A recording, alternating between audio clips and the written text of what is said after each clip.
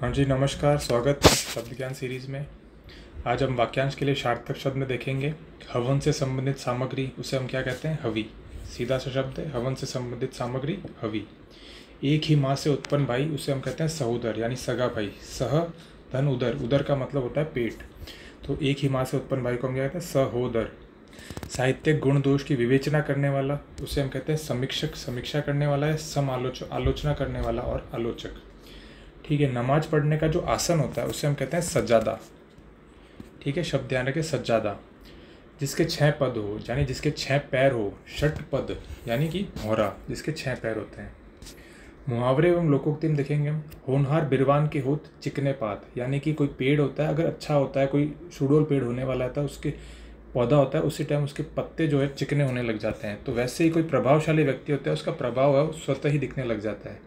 तो उसके लिए लोकोक्ति हम इस्तेमाल करते हैं। होनहार बिरवान के होत चिकने पात, यानी चिकने पत्ते। हाथी के पाँव में सबका पाँव, यानी कोई बड़ा व्यक्ति हो, कोई अच्छा खासा कमा रहा हो, तो उसमें छोटे लोगों का भी गुजारा हो जाता है। उसके लिए हम क्या इस्तेमाल करते हैं? लोकोक्ति। हाथी के पैर में सबका पैर। शेर को सवा शेर, यानी एक से बढ़कर एक, यानी शेर को सवा शेर मिलना। सावन हरे ना भादो सूखे, यानी ना तो सावन में हरा होना, ना भादो में सूखना, यानी वह चीज़ जो हमेशा एक जैसी रहती है, उसके लिए हम कहते हैं सावन हरे ना भादो सूखे। सूरदास की काली कांवरी चढ़े ना दूजे रंग, यानी कि काली कांवरी मतलब जितना डार्क कलर होगा उस पर कोई दूसरा कलर नहीं चढ़ता। उसी प्रकार से जो आदतें जितनी पक्की होती है उन्हें बदलना उतना ही मुश्किल होता है। ठीक है, आज के शब्द में हम देखते हैं सूची। सूची मतलब कोई पवित्र चीज़ होती है, उसके लिए हम सूची, ये शब्द देखिएगा, ध्यान रखिएगा इसकी मात्राएं कैसे हैं। उसे हम कहते हैं सूची। वहीं नामावली, नामावली मतलब होता है कोई लिस्ट, उसके लिए हम शब्द इसका ना सूची। वहीं सूची में अगर च की मात्रा छोटी हो तो वह है सुई का पर्यायवाची।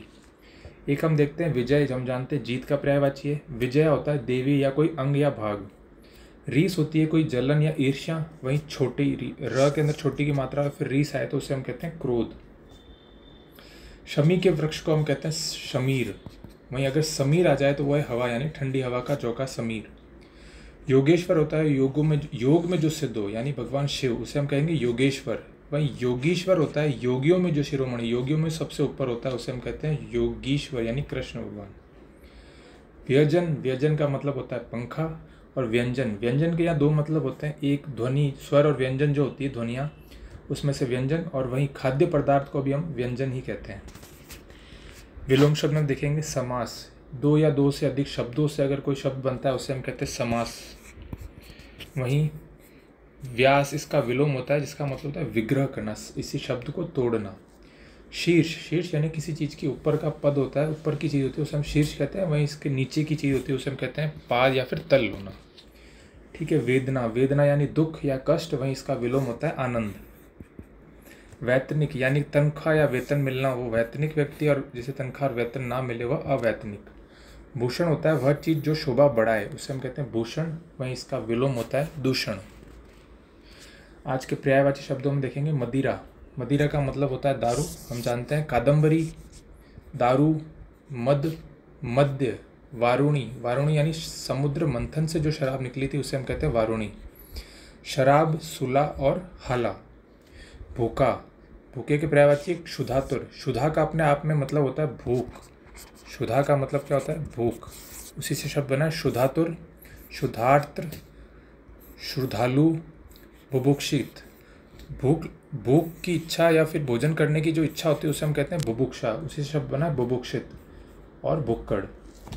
बालक, बालक के पर्यायवाची होते हैं बच्चा, बाल और लड़का। वहीं इसके और पर्यायवाची अलग होते हैं। अवयस्क यानी जो वयस्क ना, उसे हम कहते हैं बालक। और नाबालिग, यहाँ ध्यान रखें नाबालिग नहीं नाबालिग होता है।